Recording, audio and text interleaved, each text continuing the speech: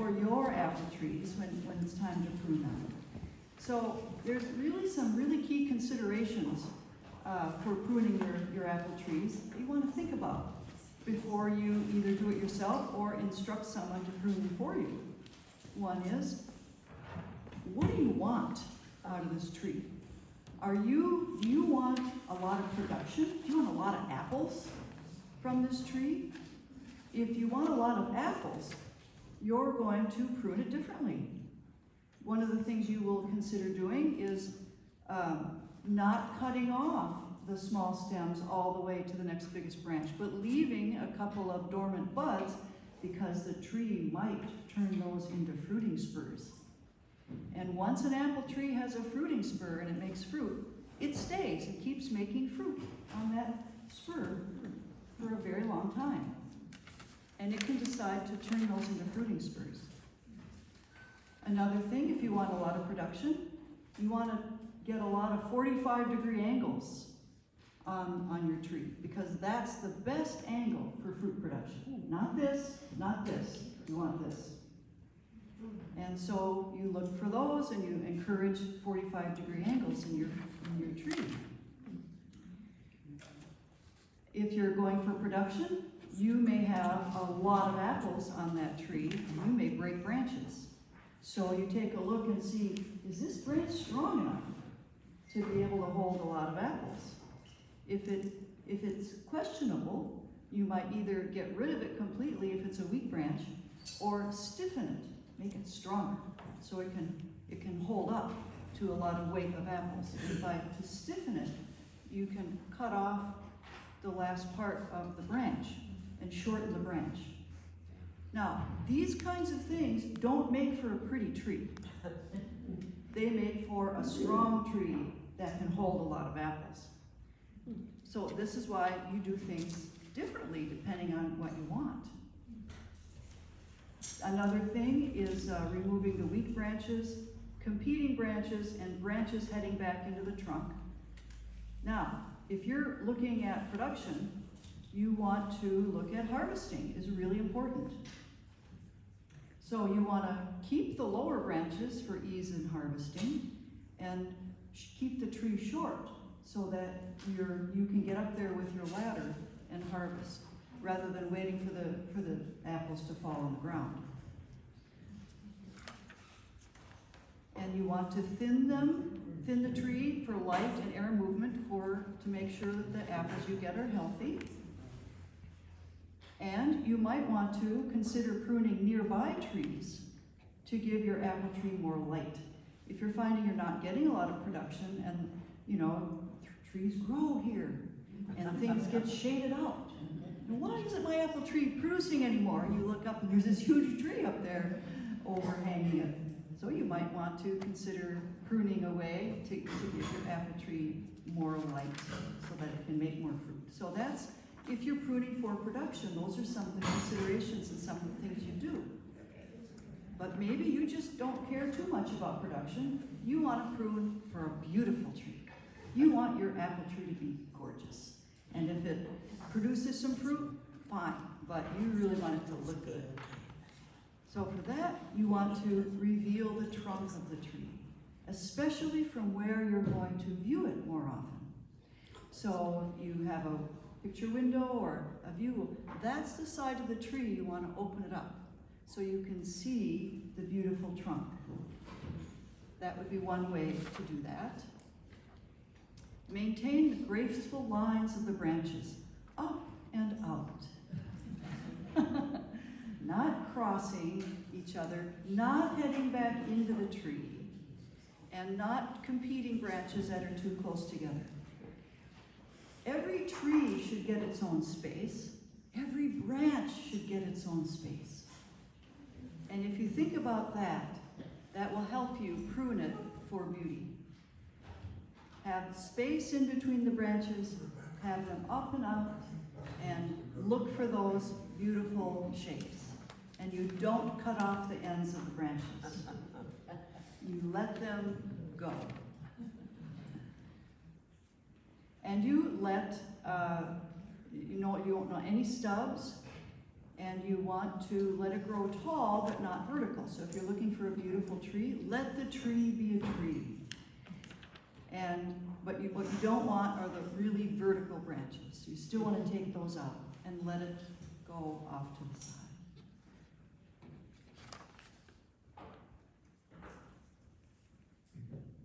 Okay, if the apple tree is leaning away from other trees, consider pruning or removing the other trees or key branches of the other tree. Separation is really important for looks. Some people want their tree pruned for good health. That's all they want. They just want it to be healthy. Okay, if you're just going to prune for health, you look for weak attachments of branches, narrow crotches, in what's called included bark. If you have two really narrow branches coming together, you'll actually see that looks like there's bark included in the two branches. And that makes for a very weak connection. And it's likely that one of those branches is going to break off in a snowstorm or a windstorm. So you want to choose one of those branches, ideally choose one as soon as you notice it to get rid of one so that the remaining branch can be strong and healthy.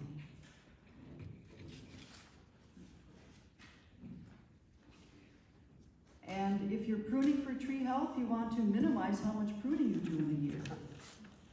The guideline is no more than 25% of the tree, of the live wood on a fruit tree in a whole year.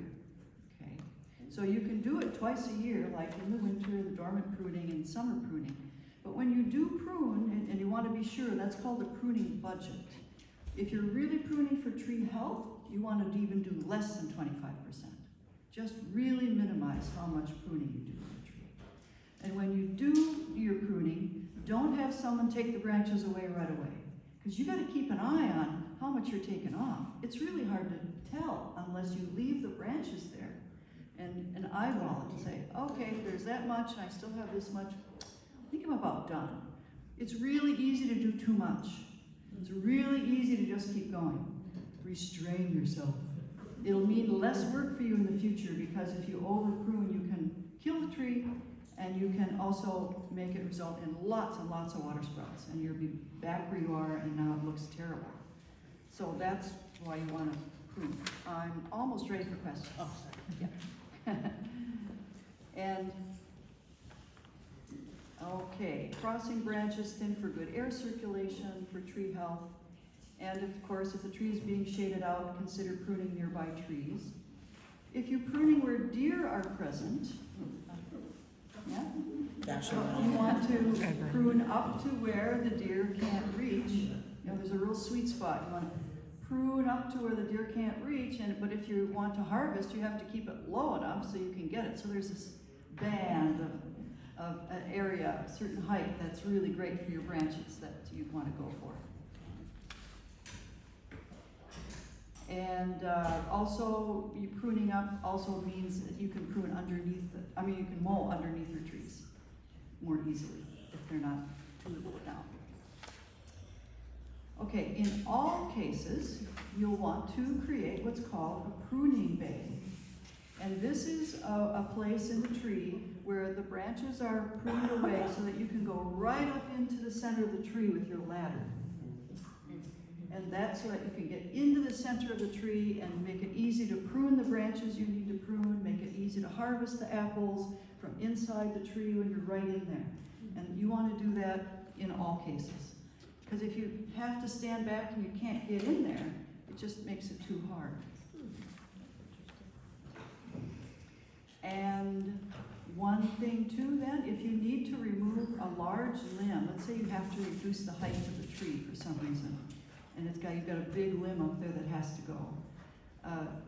Don't do it this time of year. It's better to do those in summer, in early summer, because it's less likely that the tree will respond with 10 zillion water sprouts. If you prune in the winter time, you are more likely to get a lot of water sprouts. So pruning this time of year is best for your older apple trees, your less vigorous apple trees. because you'll end up, if you prune this time of year with young, strong, vigorous trees, you will have more water sprouts next year. But the older trees that are just kind of hanging in there, you know, they're producing, but they're like really old, when they're dormant is the best time to prune them. So those are some considerations for pruning your apple trees this time of year. And what makes all the different things to think about. And a lot of times people say, I want it all. Okay, you can do that. And then I decide what works best for that particular situation. Okay, I'm ready for questions now. I just wondered if overall in pruning, the dead wood doesn't count to the percentage. Excellent question. Does dead wood count in the pruning budget? No! You can prune that dead wood out as much as you want, any time of year. Great. And it's good for the tree. Yes? Such a nice one. During dormancy, is there a way to tell if that wood is dead or not?